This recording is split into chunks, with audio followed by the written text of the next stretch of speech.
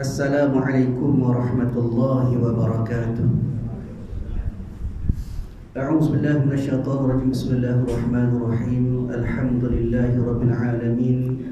Wassalatu wassalamu ala asyrafil anbiya'i wal mursalin sayyidina maulana wa nabiyyina wa habibina wa syafi'ina wa qudwatina wa uswatina Muhammadin sallallahu alaihi wasallam wa ala alihi wa ashabihi ajma'in. Allahumma faqihna fid din waftah alaina futuhal arifin waj'al a'malana khalisatan liwajhikal karim ya arhamar rahimin. Allahumma iftah alaina hikmatak wa anshur alaina min khazain rahmatika ya arhamar rahimin. Rabbi shrah li sadri wa yassir li amri wahlul 'uqdatam min lisani yafqahu qawli walhamdulillahi rabbil alamin. Amin. Qala al-musannif rahimahullahu ta'ala wa nafa'ana wa iyyakum bi'ulumihi fid dharain amin. Alhamdulillah, pertama selamanya marilah sama-sama kita panjatkan kesyukuran kita ke hadrat Allah Subhanahu wa ta'ala kerana pada malam ini Allah Ta'ala masih lagi memberikan kesempatan kepada kita. Allah Ta'ala masih lagi mengurniakan kepada kita daripada segala nikmat yang diberikan kepada sekalian hamba-hambanya dengan nikmat kesihatan yang sempurna, sihat tubuh badan, boleh sama-sama hadir ke rumah Allah Ta'ala ini. Kemudian Allah Ta'ala masih lagi memanjangkan umur kita. Tidak lain tidak bukan sebagai salah satu cara Allah Ta'ala nak kita bertaubat kepada Allah Ta'ala di atas segala dosa-dosa kita kepada Allah Ta'ala. Kemudian Allah Ta'ala nak kita guna dengan baki umur yang kita ada ini untuk kita beribadat dengan sebenar-benarnya kepada Allah Ta'ala. Mudah-mudahan segala pekerjaan kita, segala perbuatan kita, segala amal ibadat kita diterima oleh Allah Ta'ala dan dijadikan kita semua daripada kalangan orang-orang yang berada dalam keredaan Allah Subhanahu wa Ta'ala, insya-Allah. Tuan-tuan, puan-puan yang dirahmati oleh Allah Subhanahu wa Ta'ala, InsyaAllah pada malam ini kita sambung kuliah kita daripada kitab Fiqhus Shalah pada muka surat 25. Kita masih lagi membincangkan apa yang dikatakan sebagai hikmah ataupun kelebihan ataupun fadilah ataupun segala rahsia-rahsia yang ada dalam Al-Quran, dalam semaya, segala kelebihan bagi orang-orang yang sembahyang. InsyaAllah pada malam ni kita sambung hikmah yang ke-9. Ini hikmah yang ke-9 daripada ibadat solat. Dan sebagaimana yang kita faham, hikmah solat ataupun kelebihan solat ini adalah yang akan didapati ataupun yang akan diperoleh oleh orang-orang yang semaya je. Kita tak semaya, kita tidak akan dapat kelebihan solat. Begitu juga kita tak bersedekah, kita tidak akan dapat kelebihan daripada orang-orang yang bersedekah. Ini baik. Yang ke-9, secara tidak langsung, maknanya secara kita tak sedar, dalam satu masa itu sembahyang juga akan mengheretkan umat Islam supaya berkecimpung. Maknanya kita menceburkan diri dalam kegiatan-kegiatan ekonomi. Bila sebut bab ekonomi, ditekiralah sama ada orang Islam ataupun bukan Islam, semua nak kepada ekonomi. Kenapa?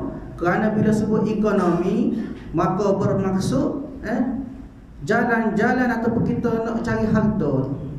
Kita nak mendapatkan segala kurniaan Allah Ta'ala daripada kelebihan-kelebihan Allah Ta'ala di atas muka bumi sebagai salah satu wasilah ataupun sebagai salah satu perantaraan kita untuk kita hidup dengan sempurna. Dan dalam masa yang sama, kehidupan kita itu menyebabkan kita boleh beribadat kepada Allah. Jangan kata harta tak penting, jangan kata ekonomi tak penting. Kerana zaman Rasulullah, zaman sahabat Nabi, bermula daripada zaman Nabi Adam lagi, adanya sistem-sistem ekonomi sendiri. Kadang-kadang kita tak sedar, kita tak tahu. Tapi sebenarnya mengikut para ulama mengatakan kepada kita betapa Rasulullah SAW juga dia jaga bab ekonomi supaya orang Islam tidak ketinggalan. Kalau hari ini orang Islam banyak ketinggalan bab ekonomi. Kerana apa? Kerana urus takbir harta tu tidak betul. Banyak rojo. Tidak mengurus dengan cara betul, maknanya tidak amanah. Menyebabkan berlakunya ketirisan yang menyebabkan orang-orang lain ataupun agama lain, bangsa lain ambil kesempatan atas orang Islam. Akhirnya tamadun ekonomi Islam ketinggalan. Baik, Allah Ta'ala sebut daripada Al-Quran bagaimanakah cara ataupun perkara-perkara yang menyebabkan, yang berkaitan dengan bab-bab kita nak dapat kelebihan ataupun kurnia Allah Ta'ala kepada kita atas dunia. Maknanya kita nak dapat lagu mana sumber pendapatan kita untuk kita jana ekonomi dan sebagainya, maka Allah Ta'ala sebut dalam Quran. Allah Ta'ala katakan daripada surah Jumaat. Kalau kita biasa sembahyang Jumaat, Tok Imam biasa baca ayat ni. Apa dia? Fa idza qudiyatis salatu fantashiru fil ardi wabtaghu min fadlillah wadhkurullaha katsiran la'allakum tuflihun, kata Allah. Maka apabila telah ditunaikan solat, maka bertebaranlah kamu di muka bumi. Maknanya masa semaya, masa beribadat, Allah Ta'ala suruh beribadat. Masuk waktu kita semaya Jumaat kita semaya, orang puasa kita puasa. Dihukum mengatakan kita kena sekian-sekian buat amal ibadat, kita buat amal ibadat. Dan carilah kurniaan Allah, maknanya carilah segala nikmat Allah, dan ingatlah Allah banyak-banyak supaya kamu beruntung. Di sini tuan-tuan puan-puan yang dirahmati oleh Allah, Allah Ta'ala menunjukkan kepada kita, di samping kita buat amal ibadat, dalam masa yang sama kita kena kerja. Jangan semata-mata buat amal ibadat lepas sembahyang cukup. Macam mana kita nak dapat rezeki? Bila tak ada rezeki, kita nak makan tak boleh. Macam mana kita nak buat? Kita nak ada tenaga untuk kita beribadat kepada Allah. Macam mana kita nak jana pendapatan masyarakat Islam? Maknanya Allah Ta'ala bersedia kepada kita, tanya ibadat, buat ibadat sebenar-benarnya. Dan tanya kita bekerja, kita cari rezeki, kita nak cari nafkah kepada anak isteri kita, pun kita kena cari dengan sebenar-benarnya. Kenapa? Kerana itulah sebenarnya yang boleh memberi satu dorongan ataupun satu semangat untuk kita beramal ibadat dengan sempurna. Ni bila kita tak kerja, tak ada pendapatan, tak ada sumber, tidak ada kelengkapan untuk kita untuk beribadat dengan sempurna. Angkat takbir cengok kerak 3 hari tu makan nasi. Buat apa? Tak kerja. Buat apa? Tuhan suruh semaya, Tuhan tak suruh kerja. Bukan sangat kita, malah daripada seluruh umat Islam kena ada semangat untuk bekerja supaya dapat menjana ekonomi umat-umat Islam seluruh dunia. Maka dengan bersembahyang, begitu juga kita diwajibkan untuk kita menutup aurat. Bila sebut bab aurat, panjang cerita lah. Satu isu yang sensitif kepada kita sebenarnya. Kenapa?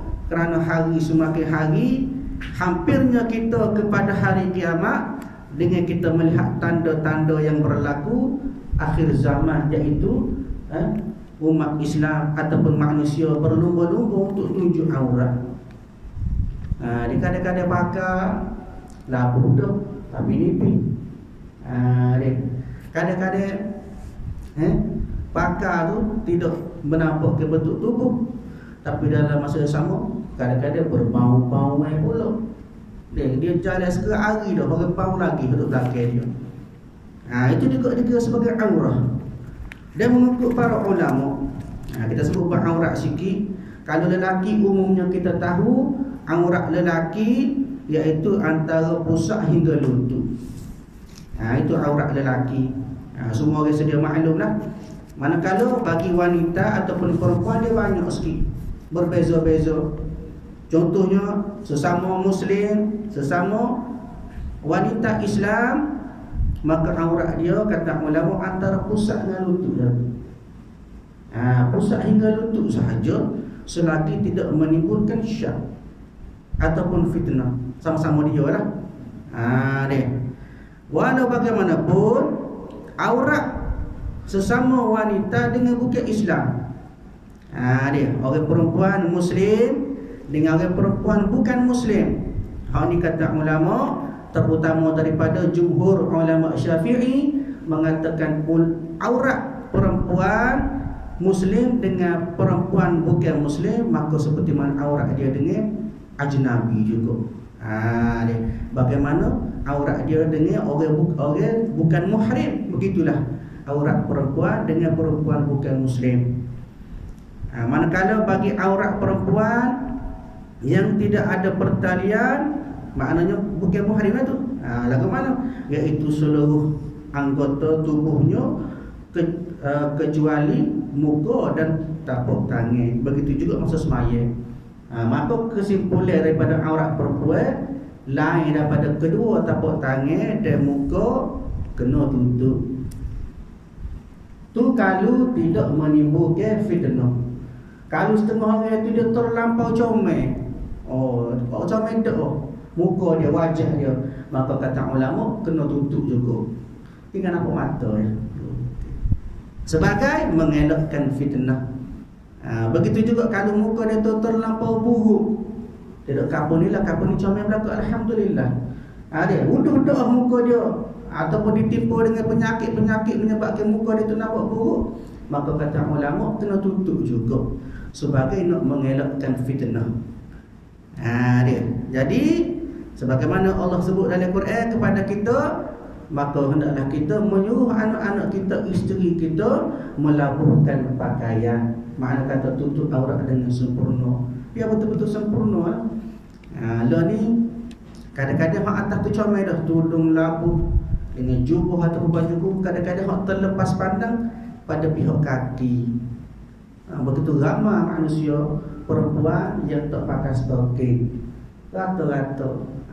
Dia kena ambil berat, sama-sama berpesan, sama-sama kita pakai tutup aurat lah. Tak kira lah lelaki ke perempuan, kena jaga. Kenapa semua ini merupakan satu amanah kepada kita. Kata ulama, kita kena tutup aurat kita sebagaimana kita nak tutup aib kita, keaiban kita, maksiat kita, dosa kita. Tak semua orang tahu deh. Begitulah juga begitulah juga pada bab kita menutup aurat. Jaga rahsia kita. Baik. Maka menutup aurat itu dengan kain. Ni kita kata jumhur ataupun secara umumnya dengan kain lah. Maka di sini memerlukan kepada pertanian menanam kapas, menyediakan peralatan-peralatan pertanian, kilang-kilang memproses kapas untuk dijadikan kain. Selain itu diperlukan juga kemahiran ilmu pengetahuan sains dan teknologi. Maknanya sebut bab tutup aurat maka melibatkan juga ekonomi. Makna dalam kehidupan kita aurat ini sebagai salah satu contoh sahaja.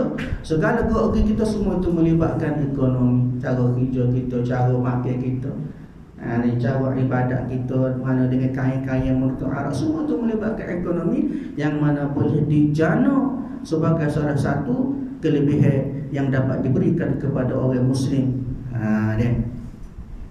Hal ini dapat memajukan ekonomi umat Islam. Selain itu, ianya dapat memberi peluang pekerjaan yang nanti akan memakmurkan rakyat dan menstabilkan keutuhan negara.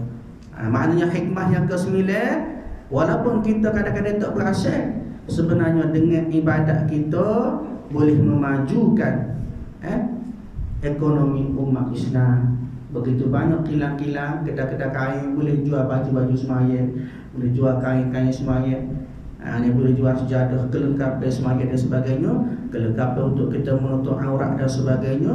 Maka ini salah satu kepada sumber yang boleh dijadikan pendapatan kepada orang Islam itu sendiri. Kadang-kadang kita tak perasan, kita tahu muka kita ada belagu, ada kain, ada baju, ada biuk, ada kelengkapan cukup, kita tak sedar. Tapi sebenarnya itulah salah satu kepada hikmah kelebihan bagi orang sembahyang, maka boleh menyebabkan segala pakaian ataupun alatan sembahyang itu boleh menjana kepada ekonomi umat Islam. Yang ke-10 hikmah solat, iaitu melalui kewajipan berjamaah dalam sembahyang. Apa maksud kewajipan berjamaah? Maknanya sebagai satu tuntutan kepada kita. Bila sebut ke wajib-wajib tu maksudnya wajib taklif itu tak sebab semaya 5 waktu tu tak. Semaya Jumaat tetap berada dalam bahagian sunat. Tetapi sunat muakkadah. Setengah ulama meletakkan ia sebagai fardu kifayah. Apa maksud fardu kifayah? Maknanya kefarduan dalam sebuah kampung kena ada yang buat semaya Jumaat. Kalau tak ada orang buat semaya Jumaat, maka dosa sekampung. Itu dinamakan sebagai fardu kifayah. Kalau ada orang buat, lepas dari dia. Tapi walau bagaimanapun lepas pun dia tidak terlepas daripada tuntutan semaya berjamaah. Jangan kita sudah tak apa balas buat dah semaya Jumaat, masjid buat dah semaya Jumaat. Sebab itu Nabi sebut kepada kita beberapa banyak kelebihan ataupun fadilah orang yang semaya berjamaah. Sebagai satu galakan kepada kita, satu dorongan kepada kita untuk kita semaya Jumaat nanti. Sebagaimana disebut hadis Nabi sallallahu alaihi wasallam, as-salatul jama'ati afdalu min salatil fardhi bi 27 darajah. Ada orang yang semaya berjamaah lebih baik daripada orang yang semaya seorang dengan 27 kali ganda. Kenapa Nabi ajar betul tu? Kerana nak suruh kita semaya berjamaah. Ni satu kesedaran kepada kita supaya kita ikut Nabi. Nabi dalam hidup dia tak pernah tinggal semaya Jumaat. Bukan kata ulama dalam keadaan sakit pun nak pergi lagi. Bahkan bila Sayyidina Umar tengok dia dalam keadaan sakit, beberapa hari sebelum Nabi wafat, tak mampu dah dia nak pergi walaupun masjid tu duduk sebelah rumah dia. Itu kehebatan Nabi kita. Maka dengan kewajipan semaya berjamaah itu, umat Islam telah diajar sistem politik pemerintahan Islam. Politik pun kena ingat juga. Walaupun Nabi kata, ulama menyebut kepada kita, barang siapa yang memisahkan politik dengan Islam, maka kufur. Dia kata tak apa, tak berat di mana-mana. Bukan suruh kuat politik tak, tapi nak keperluan. Kenapa? Kerana dalam politik itulah sebenarnya boleh menyebabkan berlakunya pemilihan-pemilihan yang terbaik dalam kita. Siapa dia boleh jadi pemimpin, siapa dia boleh jadi ketua. Kenapa? Kerana politiklah yang boleh memajukan kita. Baik. Maka dalam semaya pula, dalam semaya berjemaah, makmum diwajibkan mengikut imam serta menegurnya apabila terlupa atau tersalah. Ini disebut dalam bab, kalau kita biasa belajar dalam bab syarat qudwah imam. Bagaimana kita cara nak mengikut imam, bagaimana cara kita berjamaah. Bagaimana cara pula bila tu imam salah, lagu mana nak tegur, nak lawa ke, nak bisik ke, ada cara dia. Kalau orang lelaki, cara tegur dia dengan kita zikir subhanallah. 3 kali wis kena subhanallah, 3 kali tu imam tak layak, tak cara. Maka kalau kita tahu tu imam tu dalam keadaan salah yang nyata, maka wajib kita mufarakah. Niat sebut dalam hati saja, aku cerah daripada imam. Kalau kita turut juga, maka batal sebenarnya kita. Kenapa? Kerana kita sedia maklum tu imam tak ada salah. Baik. Begitu juga kalau perempuan nak menegur dia semaya sama-sama dia tepuk mungkin. Tepuk dengar dia. Dia tak boleh berzikir sebagai lelaki. Salah tepuk. Isyarat tepuk. Maknanya dengan qada 3 kali juga. Jangan tepuk derah, jetak tangan dia. Jangan. Maknanya sekadar untuk tu imam itu sudah kesilapan dia. Lepas tu jangan pula tepuk orang sebelah. Tepuk tangan dia sendirilah. Sebagai satu tanda, satu cara nak menegur imam jika berlaku kesilapan dalam solat. Baik. Dalam sebuah negara pula, rakyat diwajibkan mentaati pemerintah. Hak ni satu perkara yang perlu juga kita ambil berat berkenaan dengan pemerintah. Apa maksud pemerintah? Maknanya dalam Quran sebut ulil amri.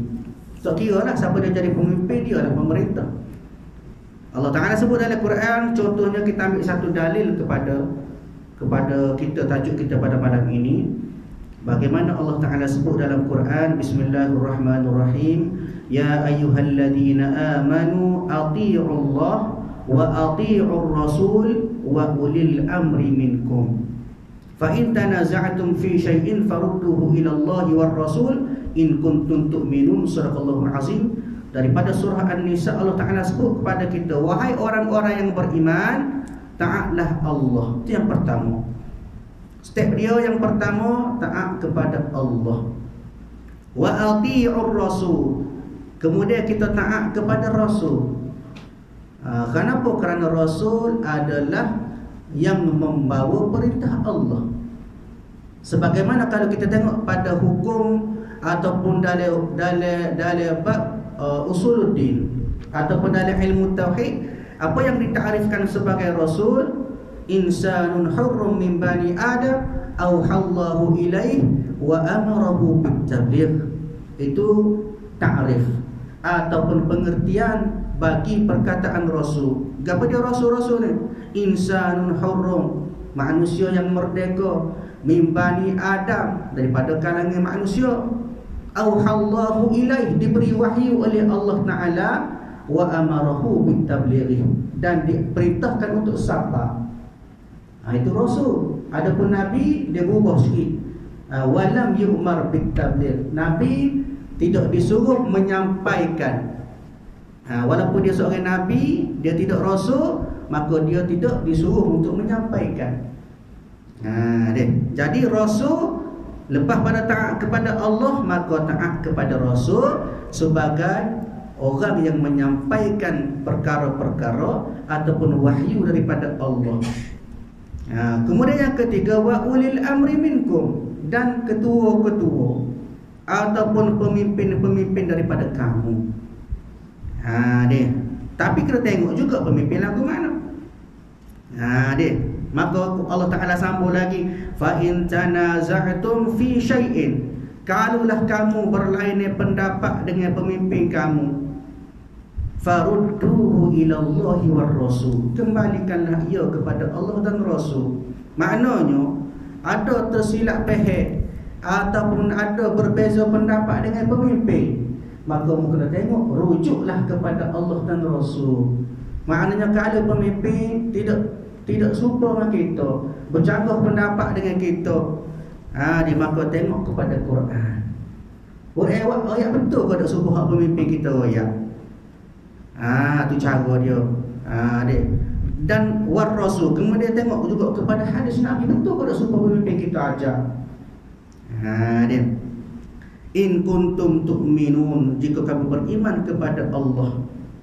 Cara dia, kata ulama menyebut kepada kita, taat kepada ulil amri ataupun taat kepada pemimpin, maksudnya selagi mana pemimpin itu taat kepada Allah dan Rasul. Dia maknanya biar bertepatan dengan hukum syarak baru boleh taat. Itu cara dia. Tanpa boleh menderhakainya selagi tidak melanggar perintah Allah. Ini kadang-kadang tak kira mata apa kita sokong kat dia, betul salah, dia orang berdua lewat tu. Yang penting kita sokong. Ni tak boleh. Jangan kita tu sembrono dengan bahasa sebut sama. Jangan tu sekadar kita tu taat. Tapi tengok adakah ia melanggar perintah Allah ataupun tidak. Dan menurut didikan berjamaah, rakyat hendaklah menegur dan mengkritik secara membina terhadap pemerintah apabila terdapat penyelewengan atau kesilapan dalam pemerintahannya. Tegur. Sebab itulah dalam hadis Nabi SAW, Nabi sebut kepada kita, idza ra'a munkaran, bila mu tengok benda munkar, bila mu tengok benda salah, falyughayyiru biyadihi, mu kena ubah dengan tangan. Maknanya mu kena ubah dengan kuasa kamu, mu kena ubah dengan tenaga kamu. Sekat daripada benda salah tersebut. Fa illam yastati' fa bi lisanihi, mu tak mampu nak cegah dengan tangan, mu tak mampu nak cegah dengan kekuatan, dengan pangkat hak mu ada, maka mu kena tegur dengan lisan. Lagi dia jangan buat maksiat. Jangan judi, jangan syirik kepada Allah. Dia dah mungkin kita tak mampu nak tegur dengan tangan, nak sekat, tegur dengan lisan, dengan lidah. Fa in lam yastati' fa biqalbi, mu tak mampu juga, mu kena tegur dengan hati. Maksud tegur dengan hati lagu mana?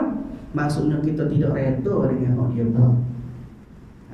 Ni fa innahu adhaful iman, kata Nabi, sesungguhnya tegur dengan hati itulah merupakan selemah-lemah daripada iman. Beri medah tapi lemah. Kenapa? Tak mampu nak cegah dengan tangan, tak mampu nak cegah dengan lisan, maka cegah dengan hati. Bahkan kata Nabi SAW, man rada bil kufri kufrun wa man rada bil maksiyati maksiyatun. Mereda dengan kekufuran, maka seolah-olah mengkufur. Dia kalau mereda dengan maksiat, seolah-olah buat maksiat. Sebab itulah kita tengok benda salah tegur. Tak kira lah mana-mana dalam kampung kita, dalam negeri kita, dalam negara kita, segenap tempat ada benda bercanggah dengan syarak, benda tidak menepati daripada hukum Allah Ta'ala, maka tegur dengan cara yang baik. Jangan ajak kocoh dulu, tegur molek, jangan molek. InsyaAllah mudah untuk orang dengar, orang menerima kesalahan. Tegur dengan baik, dengan penuh hikmah. Wal mau'izatul hasanah. Allah Ta'ala sebut dalam Quran, ud'u ila sabili rabbika bil hikmah. Mutegurlah, ud'u, muajuklah perkara baik, bil hikmah, dengan penuh hikmah. Jangan bagi, jangan mencuk yang molek. Wa mau'izatul hasanah, ataupun sebagai satu petunjuk yang baik.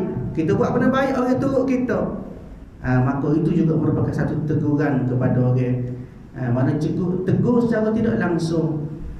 Contohnya dia semaya tak kena, kita pun semaya depan dia, kita semaya molek dia berhati, orang ni semaya betul, kita tak tegur pun dia, tapi dikira juga sebagai keadaan menegur dengan hikmah ataupun mau'izatul hasanah, satu pandangan yang baik. Bila orang tengok kita, orang boleh tiru dengan baik. Begitulah maknanya, kena menegur semampu kita, berdasarkan kepada kemampuan kita nak tegur tu lagu mana. Sementara di pihak pemerintah pula wajib menerima teguran yang betul dari rakyat itu. Dia tidak boleh bersifat diktator atau berkuku besi. Ni bertakwa dia jadi pemimpin, dia bertakwa dia jadi boh tak si dengar orang royak. Dia pakah dia betul salah aku boh kan. Dia tak boleh dengar molek. Kalau dah bercanggah dengan syarat, maka kena tu. Tak kira siapa dia menegur. Sebab itu kata ulama, jangan melihat kepada yang bercakap, tapi lihatlah kepada apa yang dicakap. Dia jangan tengok pada dia. Kadang-kadang kita bertakwa tengok orang nyapu sampung, taklah yes, dan kita benda baik. Dia ajar kita suruh sedekah ke, suruh jaga kebersihan ke sebagainya. Dia tu bertakwa, dia tu rendah pada kita, martabat dia tu rendah pada kita, kita tak pakar. Tak boleh. Kiranya hal tersebut dipatuhi oleh kedua-dua belah pihak, nescaya tidaklah akan timbul pertentangan, pemberontakan dan huru-hara. Maka dengan itu akan tercapailah hasrat untuk mewujudkan sebuah negara yang disebut oleh Allah Ta'ala dalam surah Sabah. Allah Ta'ala katakan, baldatun tayyibatun wa rabbun ghafur, sebuah negara yang baik dan direstui oleh Tuhan yang Maha Pengampun. Bila mana negara kita comel, tak ada maksiat, tak ada benda-benda bercanggah dengan syarak, insya-Allah Allah jaga. Ini Allah jaga. Kenapa? Kerana kita sudah mendidik negara kita ataupun tempat kita, kampung kita, negeri kita daripada kalangan orang-orang yang taat kepada Allah. Sebab itulah antara punca yang menyebabkan berlakunya bala yang diturunkan kepada umat Nabi Lut alaihi salam. Bagaimana umat dia pada ketika itu tidak mencara ataupun tidak menghiraukan arahan-arahan ataupun amaran-amaran dari agama Islam. Berlakunya LGBT, ini berlakunya masalah-masalah sosial, penzinaan yang melata-lata, maka menyebabkan Allah Ta'ala jadi tidak ada rahmat kepada mereka. Sebab itu kita bagaimana kita kena jaga pakar-pakar besar sama kita. Allah Ta'ala sebut qu anfusakum wa ahlikum nara, menjaga dirimu, anfusakum wa ahlikum, dan ahli kamu. Siapa dia ahli kamu? Keluarga kamu, jiran-jiran kamu, pakar-pakar besar, daripada menjadi bahan bakaran api neraka. Waquduhan nas wal hijarah. Lagu mana api neraka tu? Maknanya waquduhan nas wal hijarah. Allah Ta'ala cedek daripada manusia dan juga batu-batu. bahan bakar dia tu, alaiha malaikatun ghilalun syidadun, padanya maknanya pada neraka itu malaikat yang beken, yang tegas, la ya'sunallaha ma amarahum, tidak ingkar kepada arahan Allah. Allah pasti ada menceluk dia ni dalam api neraka 1000 tahun lah kita dalam api neraka. Tak ada Allah rasuah, tak ada, tak pakai rasuah kepada ni. Maknanya dia tidak taat kepada Allah Ta'ala. Tugas dia la ya'sunallaha ma amarahum, tidak ingkar kepada perintah Allah Ta'ala atas segala arahan Allah Ta'ala beri kepada dia. Wa yaf'aluna ma yu'marun, dia akan buat apa yang Allah Ta'ala suruh. Celup kita dalam api lah kita. Dia cuah air panas dalam mulut kita, gelegok dalam perut, gelegoklah perut kita. Ni maknanya jaga, pakai jaga. Dijaga diri kita, anak isteri kita semua lah, supaya kita beriman kepada Allah Subhanahu Wa Taala. Akhirnya masyarakat kita menjadi masyarakat yang baik, negara kita, tempat kita jadi satu negara yang diredai dan direstui oleh Allah Subhanahu Wa Taala, insya-Allah. Tuan-tuan puan-puan yang dirahmati oleh Allah Subhanahu Wa Taala, insya-Allah kita sambung kuliah kita pada masa akan datang, iaitu pada hikmah yang ke-11. Sembahyang adalah tanda syukur kepada Allah Ta'ala. InsyaAllah kita sambung kuliah kita pada masa akan datang.